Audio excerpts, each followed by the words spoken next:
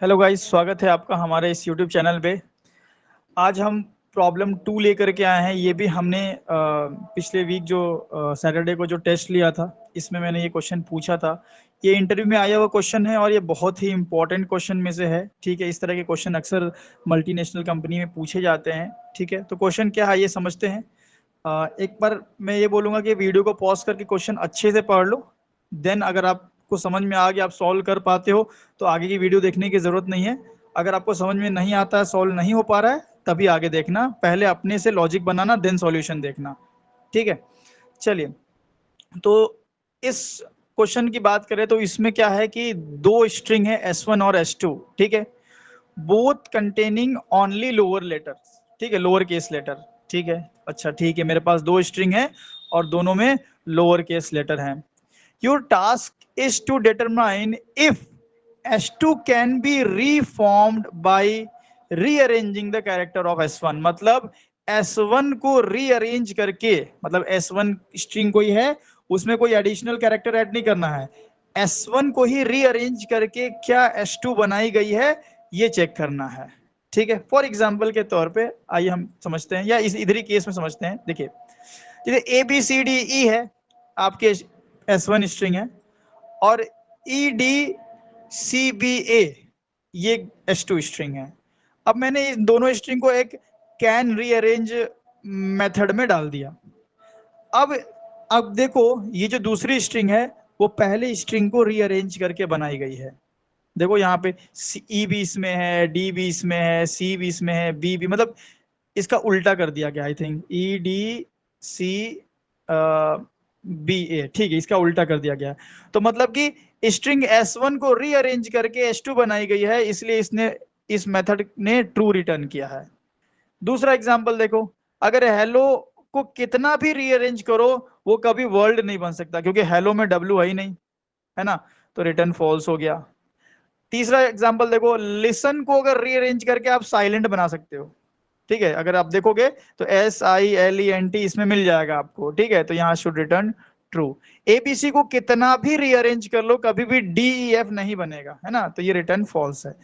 तो मतलब कि आपको एक मेथड बनाना है, मैं पहले से बना चुका हूं। देखिए, एक मेरी स्ट्रिंग S1 साइलेंट है, स्ट्रिंग S2 लिसन है। ठीक है, देन मैंने क्या किया, एक कैन रीअरेंज मेथड में S1 S2 दोनों को भेज दिया है, और यहां से ट्रू और फॉल्स रिटर्न करेंगे। अभी हमने फॉल्स किया हुआ है, लेकिन अब हम यहाँ पे चेक करेंगे कि S2 S1 की रीअरेंज स्ट्रिंग है कि नहीं है।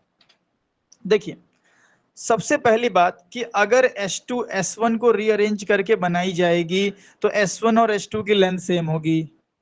भाई अगर इसको रीअरेंज करके मैं एक दूसरी स्ट्रिंग बनाऊं, तो भाई दूसरी स्ट्रिंग की पहली स्ट्रिंग की लेंथ सेम होनी चाहिए।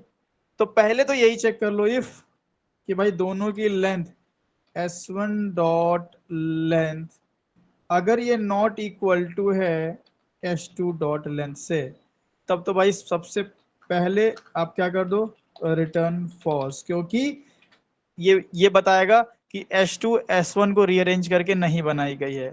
ठीक है, हो सकता है कि S1 के एक दो कैरेक्टर को लेकर के बनाई गई हो S2। ठीक है, तो वो वैलिड नहीं ना। रीअरेंज मतलब कि S1 के सारे कैरेक्टर S2 में होने चाहिए, तो मतलब लेंथ तो सेम ही रहेगी। तो अगर लेंथ इक्वल नहीं आ रही है तो हम बोल देंगे कि no, S2 is not the string, not the rearrange string of S1, ऐसा हम बोल सकते हैं। अब हम, ये तो हो गया, ठीक है, चलो लेंथ के बेस पे हमने चेक किया। अब लेंथ मान लीजिए इक्वल हो। ठीक है, अब क्या करेंगे, तो एक दिमाग आप लगाओ कि अगर S1, ठीक है, S1 को रीअरेंज करके S2 बनाया गया है, तो दोनों में कैरेक्टर तो सेम ही होंगे। जैसे अगर मैं इसको असेंडिंग ऑर्डर में सॉर्ट करूं, तो सबसे पहले क्या आएगा, सबसे पहले आ जाएगा E, फिर आई थिंक EFGHIJKL, फिर MN, फिर MNOPQRS, देन T। तो अगर मैं इसको असेंडिंग ऑर्डर में सॉर्ट करूं, तो मुझे ये स्ट्रिंग बनी EILNST। अगर मैं इसको असेंडिंग ऑर्डर में सॉर्ट करूं, तो यहाँ क्या मिलेगा हमें, यहाँ भी सेम ही मिलेगा, EILNST। NH3। अब आप लॉजिक समझ गए होंगे कि मुझे S1 को सॉर्ट करना है असेंडिंग ऑर्डर में, S2 को सॉर्ट करना है असेंडिंग ऑर्डर में, और अगर दोनों इक्वल हैं इसका मतलब कि S2 को बनाया गया है S1 को रीअरेंज करके। ठीक है, सिंपल तरीका है। और भी एग्जांपल देख लो, जैसे मान लो कि अगर स्ट्रिंग में ले लिया, मान लीजिए ABC और स्ट्रिंग S2 है DEF। अब ये तो पहले से रीअरेंज्ड है ना, मैं थोड़ा सा अलग अलग लेता हूँ, मान लो ऐसे लेता हूँ TRE, ठीक है, F। अब इसको अगर आप रीअरेंज करो और दूसरी स्ट्रिंग मान लीजिए मेरी है QRAS। अब अगर इसको मैं असेंडिंग ऑर्डर में करूं तो आएगा EFPQRT, ठीक है, तो ये आ जाएगा असेंडिंग ऑर्डर में करने पे। अगर इसको असेंडिंग ऑर्डर में करोगे तो क्या आएगा, सबसे पहले A आएगा, फिर PQR आएगा, तो PQ आएगा ना, QR फिर S। तो अगर आप दोनों को चेक करोगे तो दोनों स्ट्रिंग इक्वल नहीं है, तो हम बोल सकते हैं कि S2 S1 को रीअरेंज करके नहीं बनाया गया है। ठीक है, तो मतलब लॉजिक क्या बोल रहा है, लॉजिक ये बोल रहा है कि आपको, ठीक है, क्या करना है, S1 और S2 को असेंडिंग ऑर्डर में सॉर्ट करना है पहले तो सॉर्टिंग के कई सारे तरीके हैं, सॉर्टिंग टेक्निक्स आप अप्लाई कर सकते हो। मैं यहाँ पे बहुत ही इजी तरीका बताऊंगा, क्योंकि मल्टीनेशनल कंपनीज में प्री डिफाइंड मेथड्स को, क्लासेस को आप यूज कर सकते हो, तो बड़ा आसान तरीका मैं आपको बताऊंगा। आप क्या करो, S1.to कैर एरे पहले कर लो, ठीक है, कैरेक्टर एरे में हमने कन्वर्ट कर लिया, इसका नाम मैं दे दूंगा C1। इसी तरह मैं S2 को भी कैरेक्टर एरे में कन्वर्ट कर दूंगा, ठीक है, टू कैर एरे। मैं पहले बता रहा हूँ, अप्रोच बहुत सारे हैं, ठीक है, मैं सबसे आसान अप्रोच आपको यहाँ बता रहा हूँ, जिसमें आपको ज्यादा लॉजिक नहीं लगाना पड़े, और आपके क्वेश्चन इस तरह के क्वेश्चन को जनरली 40 मिनट टाइम दिया जाता है, पर मैं जो तरीका बता रहा हूँ इससे आप 5 मिनट में सॉल्व कर लोगे। तो प्रॉब्लम नंबर 2 के लिए अगर 2 क्वेश्चन है, मान लो पहला क्वेश्चन ये है, तो प्रॉब्लम नंबर 2 के लिए आपके पास टाइम बहुत बच जाएगा। ठीक है, तो अब मैंने क्या किया, अपनी स्ट्रिंग को एरे में कन्वर्ट कर लिया। अब सॉर्ट करना है इस C1 को भी, फिर C2 को भी सॉर्ट करना है, तो उसके लिए आप क्या कर सकते हो, एरेज नाम की क्लास को यूज कर सकते हो। ठीक है, एरेज, ठीक है, एरेज जावा यूटिल से मिल जाएगा आपको, एंड इसका एक मेथड है सॉर्ट, और इसके अंदर आप C1 को पास कर दोगे। ठीक है, तो एरेज डॉट सॉर्ट आपने जैसे ही किया, ठीक है, तो यहाँ पे हमारा C1 क्या हो जाएगा, सॉर्ट हो जाएगा। एंड देन मैं क्या कर सकता हूँ इसमें डॉट, या फिर मैं सॉर्टेड को, ये इसका रिटर्न टाइप वॉइड है, ठीक है, तो मैं दूसरा लगा लूंगा एरेज डॉट सॉर्ट, और मैं C2 को भी सॉर्ट कर लूंगा। ठीक है, अब इससे क्या होगा, C1 और C2 दोनों क्या हो गया, दोनों सॉर्ट हो गए, मतलब भाई C1 और C2 दोनों मतलब असेंडिंग ऑर्डर में सॉर्ट हो गए। ठीक है, उसके बाद हम क्या करेंगे, अब चूंकि दोनों सॉर्ट हो चुके हैं तो दोनों को चेक कर लो कि दोनों इक्वल है कि नहीं इक्वल है। अब इसमें अगेन सॉर्टिंग की एक टेक्निक आप लगा सकते हो, फॉर लूप वाली, ठीक है, पहले कैरेक्टर को अगले कैरेक्टर से कंपेयर करना और फिर स्वैप करना, वो एक टेक्निक है सॉर्ट करने की। फिर दोनों स्ट्रिंग को अब हमें कंपेयर करना है कि भाई C1 और C2 अब इक्वल है कि नहीं, क्योंकि सॉर्ट तो वो हो चुके हैं।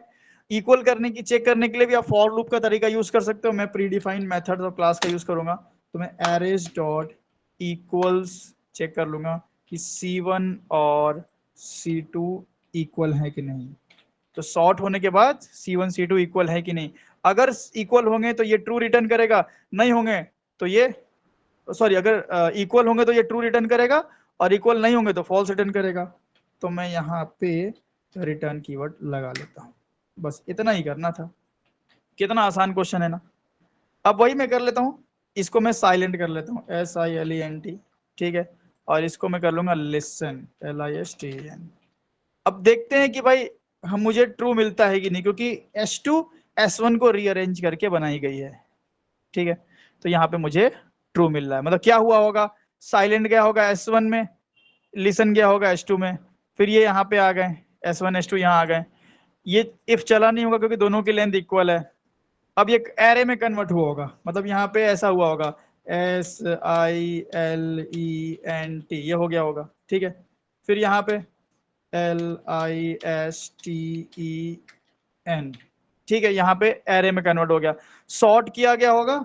तो भाई ये सॉर्ट कुछ इस तरह से हुआ होगा, जैसे मैंने पहले बताया था कि भाई पहले ई आएगा, फिर आई आएगा, फिर एल आएगा, ठीक है, फिर ई I L M I J K L M N, ठीक, एन आया, फिर M N O P Q R S then T, ठीक है। तो ये सॉर्ट करने पे आपका C1 ये बन गया होगा और C2 ये बन गया होगा। अब दोनों को चेक कराएं तो भाई हमारी क्या हुई, रिटर्न ट्रू हो गई, क्योंकि दोनों एरे क्या है, दोनों सेम एरे है। अब जरा चेंज करके देख लें, केस हम लोग अब क्वेश्चन से उठा लेते हैं। हम हेलो और वर्ल्ड को चेक करेंगे। तो पहला हमने भेजा हेलो और दूसरा भेजा वर्ल्ड। अब इसमें क्या होना चाहिए, इसमें तो कोई स्ट्रिंग की लेंथ तो सेम है, तो इफ तो नहीं चलेगा, लेकिन यहाँ पे सॉर्ट करने के बाद C1 C2 इक्वल नहीं आएंगे, ठीक है। तो अगर मैं इसको रन करूं तो फॉल्स आ रहा है। तो इस तरीके से क्वेश्चन बहुत ही आसान हो गया, हमने प्री डिफाइंड मेथड्स का यूज किया तो बहुत सिंपल हो गया क्वेश्चन, ठीक है। फिर अगर आप मुझसे अगर बोलेंगे, अगर कमेंट करेंगे कि आप मुझे बिना मेथड के का यूज करके ही बताओ, तो वो भी मैं बता दूंगा, लेकिन मैं चाहूंगा कि वो आप अपने से ट्राई करें, कोशिश करें कि एरे को खुद से फॉर लूप से कैसे सॉर्ट किया जा सकता है, ठीक है। कोई बड़ी बात नहीं है, एरे को सॉर्ट करना बहुत इजी होता है। एक एरे दो एरे को कंपेयर करना बिना इक्वल्स मेथड, वो भी बहुत इजी होता है, आप इजीली फॉर लूप के थ्रू कर सकते हो, ठीक है, इंडेक्स बेस पे इफ लगा के चेक करके, ठीक है।